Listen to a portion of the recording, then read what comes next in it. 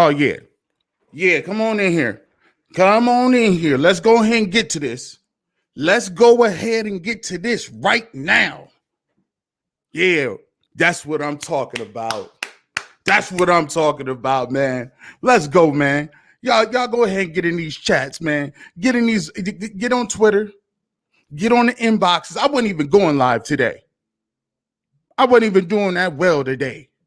I wasn't even feeling all that good. But let me tell you something. Woo!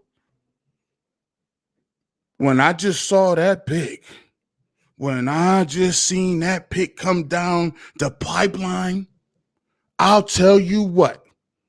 I got my clothes on. I was like, give me my hat. Let me get my stuff together. Yeah, let's go ahead and get react. Let's I know this is as first round draft pick, but go ahead. I have time to go ahead and change that first round to second round. But come on in, and we gotta get to this news. Oh my goodness. Are you serious? Right?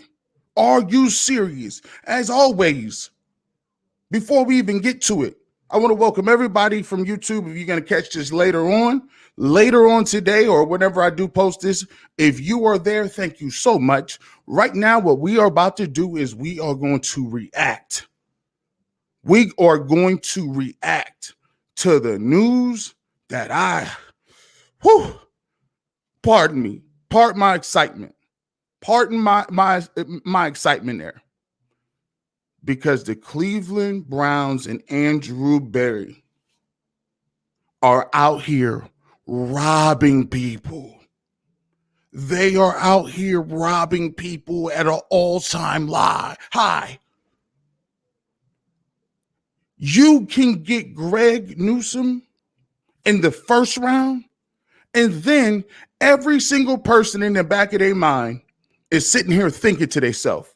They sitting here talking about it to themselves, saying, if we can go back up and get a backer, if we can go back and get JOK from Notre Dame, that would be awesome. That would be magnificent. But the way the draft goes, the Browns is choosing all the way in 50-something.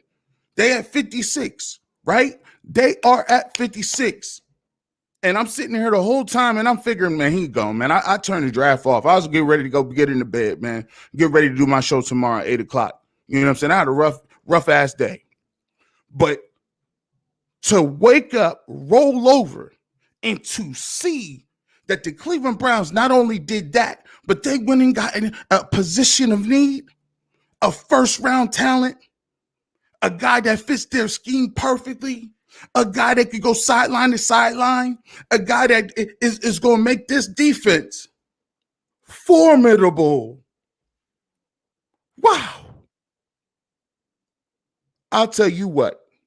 Let me read some comments. Hey, Mark Kuhn, man. Thank you so much. Thank you so much for the super chat right there. Joker's the truth. Yes, indeed he is. Yes, indeed he is the truth. And we did not believe we were going to be able to get him. There was no thought process that I think this guy is going to last to 56. But Andrew Berry, once again, consistently is out here doing what he does. Smart moves, not moving too many places.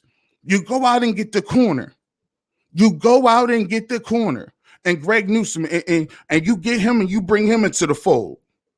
Then you meaning to tell me that you still can go get a guy that I projected on this very platform.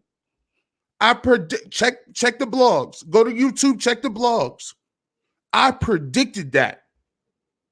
And to be able to do it in a way that you're not losing nothing, and he's there in the second round? Come on, man. Chad Tucker says, man, go ahead and talk your stuff, my guy. The Browns going to be scary, bro. AB for mayor of the land. I just want to sit back a little bit. If you out there right now, come on in here and get you some of this reaction. And on the way in, make sure you hit that like button too. And make sure you subscribe to the channel if you're going to watch it on YouTube. But come on in here and get you some of this conversation, because this is a steal. I can't even call it a steal. This is fleecing. This is fleecing. Fleecing. My man William Wise. Let me get my guy on the screen so we can see what we understand and we talking about. Thank you, Andrew Berry, and thank you, William Wise, for the super chat and the donation. Berry's out here committing grand larceny, theft. At this point, it's assault and battery. At this point, it's assault and battery out here. Shout out to my guy, man. I appreciate you, man. DeAndre Black, thank you so much. Thank you so much for supporting. Lamar, don't believe you. Lamar, we don't believe you. We don't. I'm going to tell you what. Oh, my goodness. Oh, my goodness. Do you know what the versatility on that looks like? Do you know what the kind of games that you're going to be able to play? Right? There is nobody who is going to be able to sit here and give any excuses to Joe Woods. He done upgraded his situation so much that when you look at what the Browns are able to do, and you have a guy like J.O.K. that's going to be able to play linebacker with that athleticism, with that cover ability, with his ball hawking skills. Then on top of that, when you go to the sub package, you're going to have Rodney Harrison, who's going to be able to be on the field, a safety.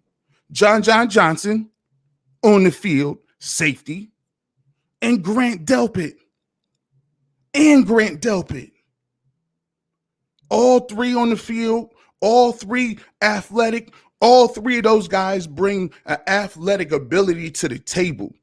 Remember last year when we was watching the Baltimore Ravens and how it just seemed like Lamar Jackson was just Sonic from Sonic the Hedgehog, and then no matter what we did, he would just slip out, do whatever he wants to now.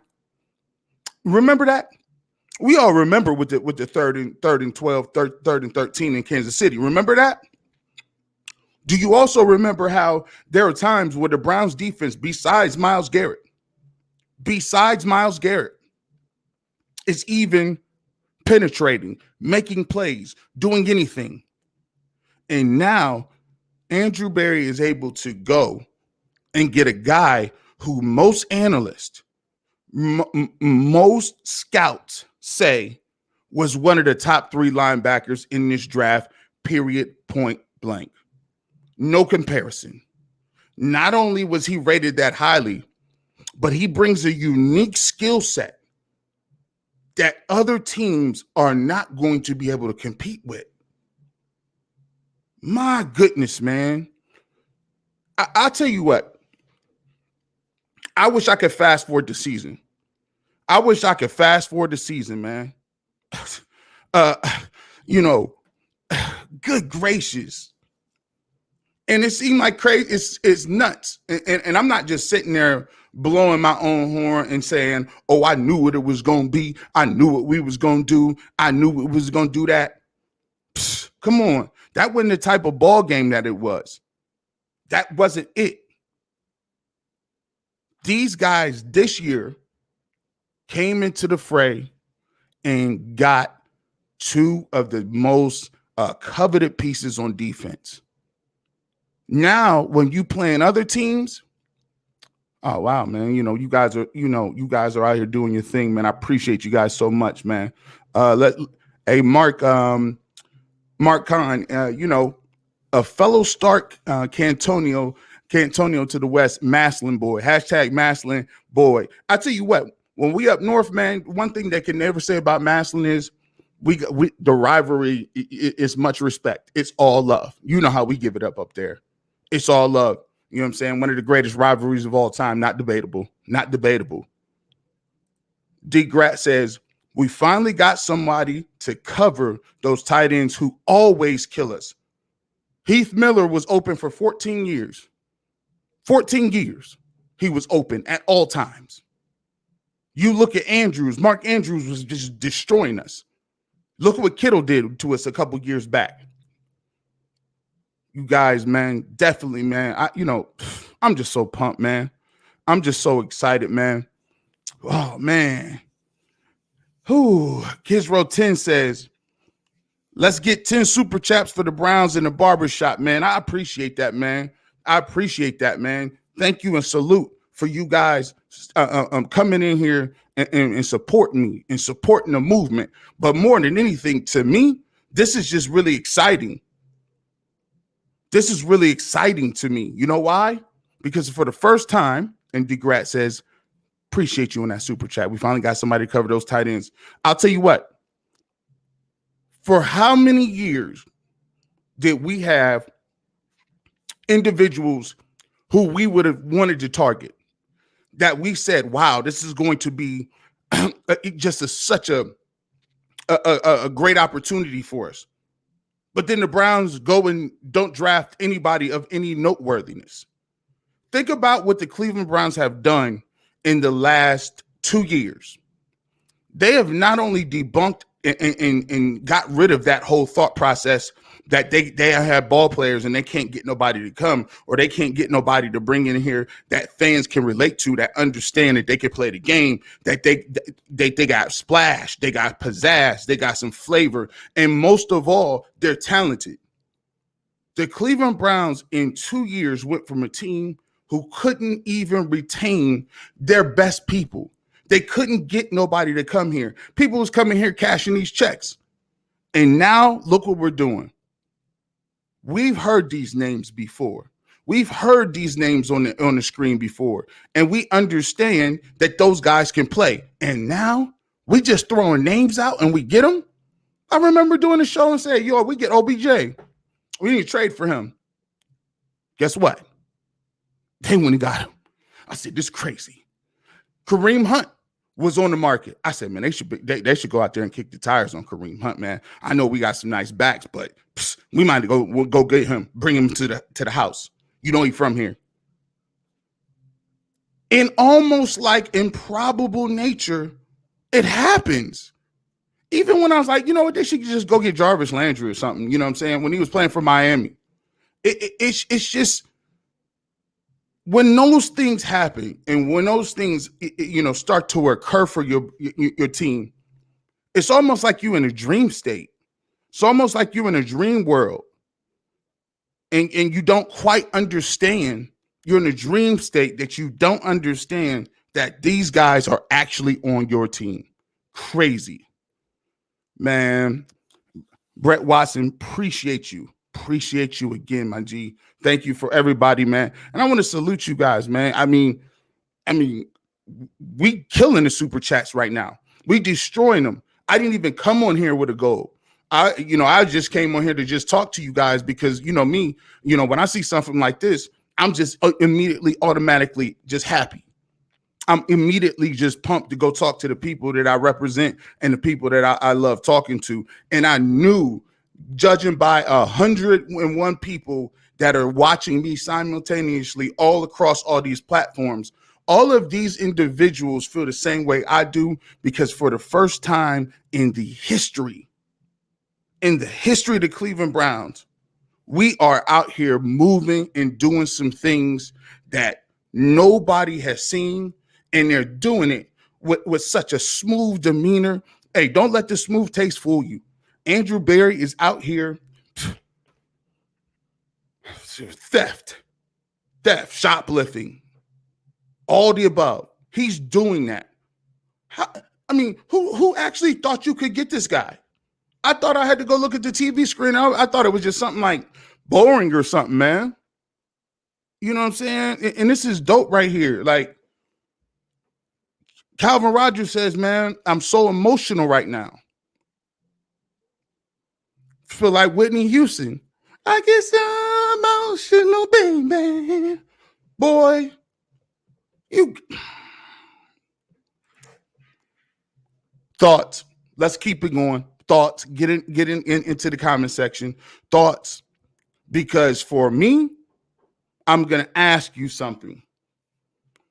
With this NFL draft, and what we've done so far, how many of you out there really believe now that you might have thought that you believed in making the Browns a contender, or maybe you just was happy they won 11 games, and we half-heartedly say certain things, right?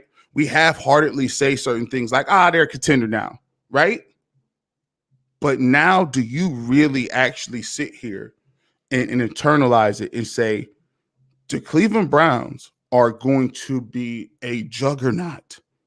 You still got to go out and win the games. You still have to be coached up. You still have to have discipline. You still have to be able to keep the injury bug away from you.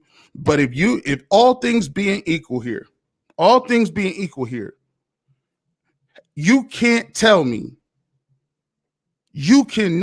me you've ever seen a team get this much better in one offseason when they were deplorable last year.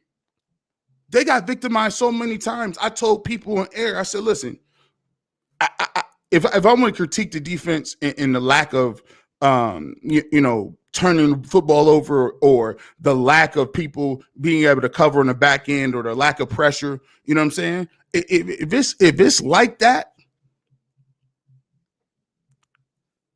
and you go from that terrible to we don't even pay attention to the defense, to all of a sudden right now, you look like you got one of the best defenses in the entire league. You've systematically gone play by play by play by play. Mark Kahn, thank you, my G, man. You guys, man, just, whew. Hey, he says to the rest of the NFL, fear the defense calling it now. Browns, Bucks, Super Bowl. Hey, give me a hell yeah. Give me a hell yeah in here, man. Listen, if you got in that chat, go ahead and put me out. If you got the Browns penciled in to at least the AFC Championship, I need you to go ahead and put them ones over there. Put them ones in the chat if you think you got it. Because I'm telling you right now, it's not hyperbole anymore. It's not hyperbole anymore. Because right now, it's organic. Look, we got John H is a 1. Mad Ford is 21, 1. Cody Anderson is a 1. Justin Eds is a 1. Shakalak TV is a 1. Kenzo is a 1. Mark Folkman, Eric Morales, Sinking Dishes. Everybody is got them ones in there. Todd Stein, Chad Tucker.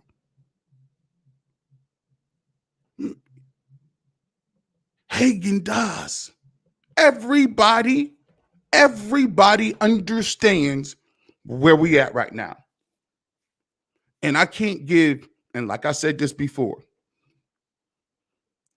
I'm going to tell you this. I'm going to let you know. You guys get your Brown reactions in here right now. I'm going to let you guys know.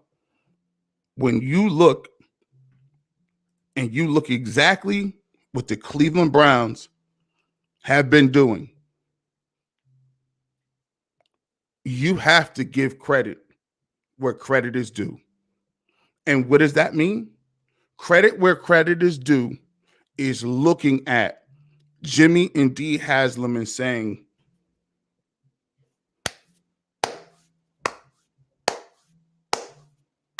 slow clap. And the reason you got to give them the slow clap is because we drugged them through the coals when we were 1-31. We talked about the scandal and Flying Pilot Jay. We talked about him having a carousel of coaches every other day. Boys is getting out of here, getting fired, from Cherdzinski to bringing Hugh into this situation, to Pettin, to all these dudes in the front office, right? We criticized him. We talked about the fact that he couldn't move out the way and get out of the way of certain things. But you can't say that and now have where we are today and have where we are sitting here in the dugout with these transformations after a playoff season, beating Pittsburgh in Pittsburgh, then having the best chance of anybody to beat the Kansas City Chiefs. We should have had that game. To go from where we were at to right now, you have to give Jimmy and D Haslam credit. There's no way around it. No way around it. Because there was a lot of people in the media when they talked about bringing in Kevin Stefanscki and Andrew Berry. See, this is a difference. This is the difference between me and other guys. This is the difference, and I want you to catch this closely. I'm the person who tells the truth all the time, even when it don't even fit, the narrative, even when it don't do me any service, when it don't help me out. And I'm going to specifically say that people in the media, including myself, when they said they're going to bring Stefanski in, I said, nah, bro. I was looking for Josh McDaniels. That's what I was talking about, Josh McDaniels. And so I have no choice but to raise my hand and say, hey, that was me. I didn't think Stefanski was that dude. And I think that's important that you guys people got to do that. Keep it 100, keep it a buck. Don't tell me Stefanski is coach of the year now and all of a sudden people's good. All of a sudden, we all straight. No, that's not what the situation is. And on top of that, when he brought Andrew Berry back, I also was one of the people being like, well, you was part of the 1-31 regime. Why are we going to bring you back?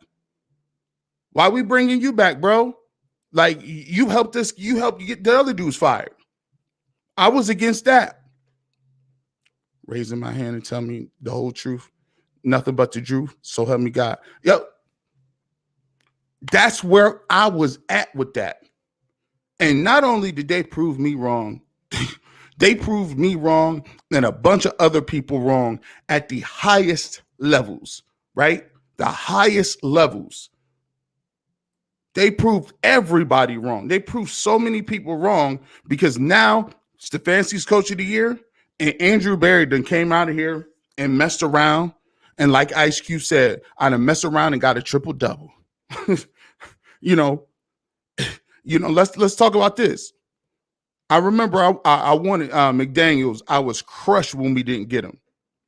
I was like, man, he's a hometown guy. You know what I'm saying? I really didn't, I wasn't overly salty at the Stefanski thing, but was I a person that thought he could do this? No. Did I have any faith in Andrew Berry? No. That just goes to show you one thing. And I preach this all the time. It ain't no harm in saying, I'm going to critique somebody, right? Because when you're critiquing somebody based on what they're doing and you're critiquing somebody based on their performance, one of the things that you can do is if you're honest and you just keeping it real with them and say, I'm just critiquing the performance, then you have an open mind to a point where if they prove you wrong, you just shake their hands and say, salute to you. Every man in the world has an opportunity to prove himself. If you got a preconceived notion about somebody or you really don't, you telling them you don't think they can do it, they got an opportunity to do that. And Andrew Berry and Kevin Stefanski did that. They both came into the situations and said like this, man, they came out and did their thing. Mark Kahn, man. First, speaking of doing their thing, man, I want to thank everybody that's right now super chatting. Everybody that's right now showing me love, man. I really appreciate that. And the reason why I appreciate it is because, this is an opportunity on a platform where, it don't got to be about the traditional formats. I'm a big believer that if you create content and bring it to the people and you just stay humble with it, bro, it'll work out. You guys are helping me be able to produce content and to produce these different things. Everybody says, oh, I love the barbershop. Wish you were on more. And this is an opportunity for me to give back to those individuals that said that they want more of me. They want more of the content that I produce, and that wouldn't be possible if you guys without your donations, without your support. So always remember, the barbershop to me stood for a community. You can go to the barbershop and do anything. You see all different races, shapes, sizes, and a barbershop was a community where people can come in. It didn't necessarily mean you had to get a haircut. People just gathered there to talk to each other, to really formulate their opinions on sports and music and all those different things. And so the barbershop was a community hub. So when I named it the barbershop, this is where I come from. This is what I love to do. I'm looking to fast forward this whole situation. If I could, Michael T, thank you so much for the support. Thank you for the super chat. And right now, we are killing it. We are killing it. I set a goal yesterday to get 20 super chats, but you dudes is destroying this one. I'm just thinking I'm going to get on here real quick, but I appreciate you. I appreciate you, bro. My goodness. I'll tell you what. Who's this? Cleveland BCL. My friend, I'm 3/4 drunk and bouncing around, but I'm bouncing around listening to you, to Quincy and you. We pulled off a heist. Can't quit smiling, brother. We'll join Patreon or whatever helps you soon. I appreciate it and thank you so much, man. Think about that. Me and Quincy Carrier is just, two dudes that it was got a microphone. Like we're not mainstream. We on the internet. Well, and by the way, can I say this too? How many of you saw and send me that thumbs up. Send me that okay if you feel how I feel right now. When I turned it on and when I saw the draft and I saw the crowd being out there and how many people was out there in Cleveland, that just gave me chills and goosebumps, man. It did, bro, because I'm sitting there and be like, man, this is my squad. We at home. We bringing people in, not only because of that, because of the simple fact that for once, I saw multiple groups of people being around with each other, talking, doing certain things, gathering. I'm like, man, I was feeling weird. And I'm like, why does this picture look weird? Like, why am I weirded out by this? And then it dawned on me. We've been locked down for a year and some change. The reason why it looked crazy was because look how many people was actually there. Like this was a gathering. This was an event. And to see the draft being broadcast in Cleveland, Ohio, where we ain't do no booing. I didn't hear no boos. He said, are you going to boo Roger Goodell? For what? What we got to boo about? We are the Cleveland Browns.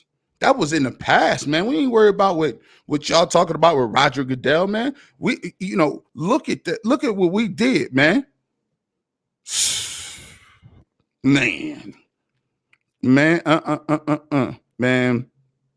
My man, Eric Morales says it felt good to see the crowd, man. To see Jim Brown narrating the intros, to see us drafting good, man. To see all of that. We finally look competent again. Not only, I'll take it a step further. Browns have never been this dangerous in the history of the game. Never. They've never had a team as talented as this one. And given the cap situation, because we've had so many people pan out, and be in the first round as far as Denzel Ward, as far as being Baker Mayfield, as far as being Myles Garrett. Usually when you're terrible and you get all these picks, once you terrible and you get all of those picks, one or two things tends to happen. Either A, all of them don't pan out to be what they're supposed to be, and they either go their way in free agency or you trade them or you move them, or B, those players turn out to be studs. And if you turn out to be studs, that means they're first round talents. They're going to get 5 years. And then that next contract is going to be up, especially at defensive end, premium.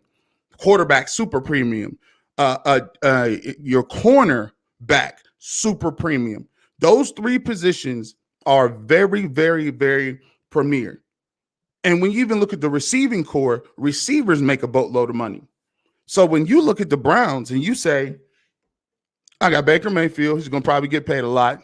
Myles Garrett already got paid a boatload of money. Denzel Ward is trying to make Jalen Ramsey money, and he's up for another contract. Those guys are in the same year. And then you still have to talk about Teller, a guy that came out of nowhere and is rated the top offensive lineman in Pro Football Focus.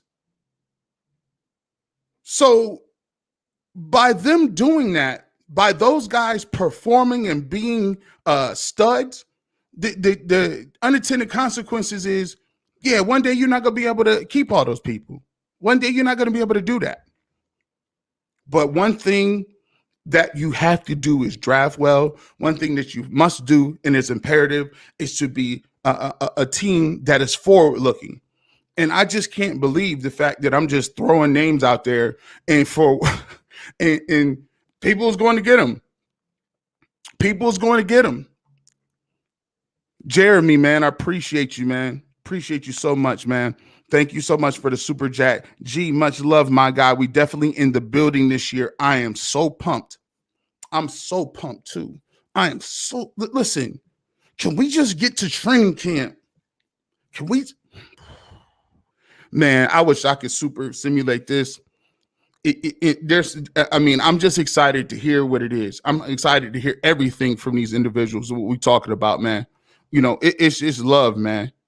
So much love. We got another one here, man. And you guys are doing, you guys are really helping me in terms of that. Look at this.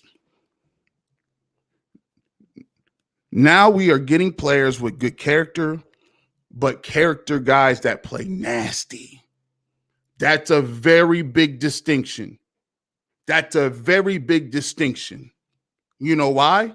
Because before the Cleveland Browns were getting guys that were good locker room guys, good in the community. Why those things are very fair, why those things are very covetable, why those things are really something that people should aspire to be. You still got to be talented. You still got to be able to do something. You still got to make plays. And not only do the Cleveland Browns have that, go listen to what the Stefanscki and Berry talk about. They want accountable, smart, and diligent, hardworking talent. And they've done that. And they've continued to do that. Carlton Williams, what up, cuz? What up? How you living, man? Man, you guys are doing awesome, man. I appreciate you. And here's what I want to also say. If you're on your way in, please, please, please, please, please like, please share, please subscribe. It really, really helps my channel grow. It really helps the content to be pushed out to other people. All it takes is a thumbs up, man. It don't cost you nothing. It don't cost you nothing. You know what I'm saying? If you want to support some people, say, how can we support you, G Bush? Where can we support you? If you don't even have super chat, you can go to www.gbush.live.tip. If you don't know, it's right above my head, right up there. So you can go there and you can donate as little as $1. It's very easy. You could do that, and you could go right there and donate on gbush.live as well. If you don't got, you just they ain't your type of thing. You know how you can support me? Just by liking. You can support it just by sharing. That's it. That's all we need. That's all we need, man. But much love and appreciation to those who have done so. And let's talk about it. Thoughts on the Browns first round pick now? Because this pick makes the pick of Greg Newsome look even more genius. You know why? Because now you not only got an opportunity to get a guy who you felt was a high priority at cornerback in terms of making sure that you had a lot of cover guys and that it hedges your bet. if Greedy Williams or Denzel Ward or whatever the case may be, injury bugs. I always tell people it's not about if you get hurt in the National Football League. It's all about when you get hurt. Everybody's going to be hurt. If you look at the team this year and the team over the last 3 years, look at all the people who've missed games. Nick Chubb missed games. Myles Garrett has missed games. Odell Beckham has missed games. Rodney Harrison has missed games. Denzel, Greedy, all those guys, have missed time. Olivier Vernon. So you gotta stockpile your roster and know that the injury bug is coming, but you got enough depth, you got enough talent at certain positions to make yourself viable when you don't have your starters in the game. And I think when you look at it, Greg Newsome pick at 26, and then you're still able to go get a pick that everybody talked about as far as the Browns don't value linebackers.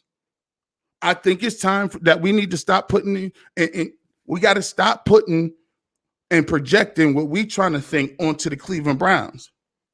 You got to stop projecting that, because everything that they've said, they've been completely consistent about it. Every single thing that they said, they've been consistent about it. We made up in our head that the Browns don't like linebackers. Who told y'all that? We made that up.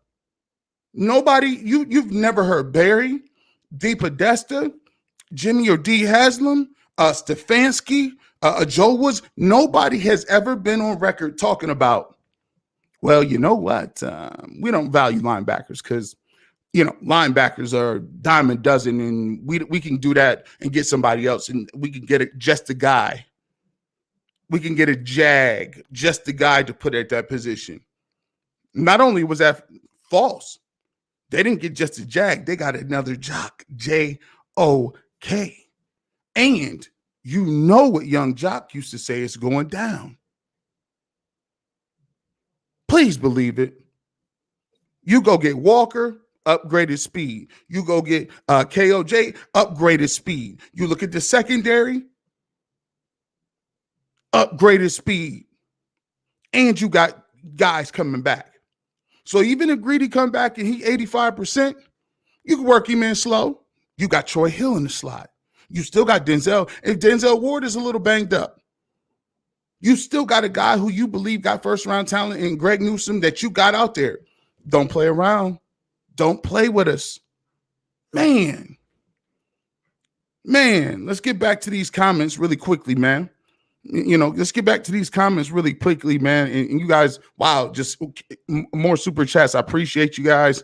Let's go back up and make sure we read every single one so people can be acknowledged here. Let's get to this one. How does that Paul D. Podesta hire look now? Like Moneyball, like I said, you got to get that to Jimmy D. Haslam, because we was killing them for that move. We were destroying them for that move. It's looking like something is really dope, man. My man Mark says, when we get to KC this year, unfinished business. Please believe it. Hey, slow clap for you. Slow clap for you. This is what listen. And I want to see y'all take off and run now. Hey, I want to see you take off and run now. Let me see what kind of playbook you want to run now. Because before, Lamar Jackson could scoot around and high step and kick around and dance on people and then skip out of bounds and be cute. See, the difference between then and now is we got guys on the edge running 4-4, 4-5. We got Myles Garrett running 4-5. We got Clowney running. Do you know what kind of athleticism we got out there? Good luck with that. Good luck with that. Man. Whew. Man, Ty Stein, thank you so much, man. I appreciate you. You for the super chat. You guys have been just tremendous, man. Just tremendous. Because this is a special day. This is a date we gonna share on some stuff. After we get done with this draft, it's forward moving. It is forward moving. Once we get done with this draft, be prepared, because we're gonna have to be dropping a lot of Browns content. Be prepared. We're gonna have to keep dropping this content, because these tickets is much watch. If they let this stadium be filled up, First Energy, we're going to have about 7 primetime games. Trust me, 7 primetime games. You know why? Because we got everybody.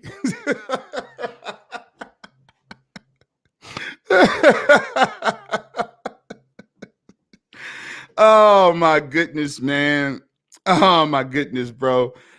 Whew, man, we're gonna have a good old time, man. We're gonna have a good old time. What up, John, man? What up, John Bruner? I was praying they would trade up and get the man I would have liked to in the first, and they literally did it. Yes, sir, John. I was right there with you. They literally took the words out of my mouth when I saw that guy sitting there. I said, bro, he's still sitting there. What's going on, dude? He get accused of shoplifting.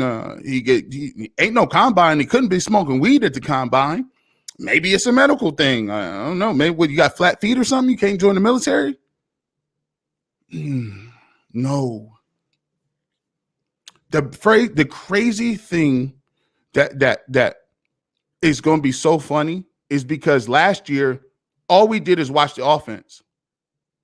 All we did is watch the offense, didn't we? I used to keep my television when I was last year during the season. I used to keep on the DVR like probably 2 or 3 minutes, 3 to 5 minutes behind. And you know why I used to do that? So I could fast forward all of the doggone punches, all of the up, top, down, south. These dudes is getting Randy Moss out here, all the missed tackles, all of the crazy Mac Wilson, all of that, man. Are we taking a speedy receiver in the third? Let me put that up there. Shout out to you, my G. Are we taking a speedy receiver in the third? Hey, look, you speaking like a true scout there, my sir, Michael T. You know why? Because that's the thing that I was thinking in my mind. Hey, man, I gotta listen. You think we can get somebody fast in there? There's a kid from Houston. Can somebody tell me? Let me see. Tell me if that kid from Houston, he's a receiver. Is he still on the board? It's a kid from Houston. And I think he's super, super fast. He's extra fast. Lee Massey says North Carolina receiver in the third or defensive end. Hey, Lee, we might as well just get greedy. And I'm not talking about the corner. We might as well just get selfish. Whatever we want. Like, like it just falls on us like that. That just falls on us like that. But I'll tell you what, if they can get a receiver that has some run after catch ability, there's 2 things too. I'll say this. There's a receiver from Texas Tech who's about 6'6". That's crazy. I was watching him a little bit, and there's a guy from Oklahoma State that was a pretty good receiver, and there's a couple other guys. The kid from Houston. If you can get either some speed, if you can get you some speed, and let me go ahead and just tell you this, man. Hey, man. Capone, thank you so much. Just sub to you, bro. Love the content. Go Browns. Thank you so much, man, for being a supporter, man. It ain't got to be all about monetary support. I appreciate all the support. Even if one person just takes, you know what I'm saying? Even if you out and about and you may talk sports and you may just mention that you like listening to my show, that's a form of support, man. If you like my post, you share my post, that's support, man. So it don't always got to be about monetary. It could be about just showing love and showing, you know what I'm saying, just showing the love of what I'm trying to bring to the table. I thank you so much for that as well. There's two types of receivers. You could get a red zone target, big body, jump ball type guy down in the goal line, or you can get that guy who is the Percy Harvin tweener guy, a guy that can shift and move around, a Curtis Samuel type guy, or Corey Philly Brown from Ohio State. Who else? Kadarius Toney was a guy this year from Florida who had those same characteristics and traits. If you can get some of that, if you can get some of those individuals and move them around and get them in space, boy, I tell you what, because we got Hollywood, and you know, Hollywood is always open. Always looking. Gregory Hayes says, we don't need receivers, get the best defensive lineman on the board at the time. I'll tell you about this, and this is a little insight. One of the reasons why they might not be focusing on defensive tackles is because, you know, a little birdie told me that there's a pretty good chance that Sheldon Richardson is coming back to play for this team. So, you know, at a reduced pay cut. But you look at Malik Jackson, you got Billings, you know, those individuals. But I've been told, don't hold me to it, that Sheldon Richardson is possibly a guy that they're bringing back after the draft.